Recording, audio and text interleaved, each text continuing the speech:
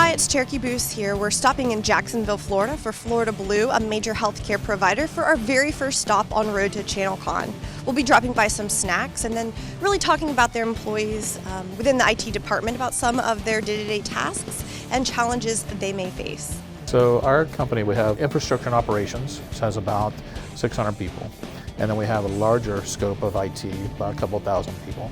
And that comes up to be with developers and support people and all kinds of different IT folks. Pretty large company. We manage across multiple domains, so there's a lot of keeping up with the current IT issues, trying to keep up with the current technology. Technology changes so much, and CompTIA, to their credit, has changed with that technology. And so I recently learned, wait a minute, I need to go back and recertify, because it's a new body of knowledge.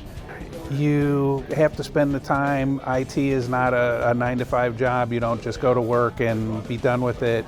You have to read, you have to do study guides, you have to attend classes and do additional training in order to stay up on your certifications. Well, that was fun. We met some really interesting individuals today, but we must be going to our next stop in Montgomery, Alabama.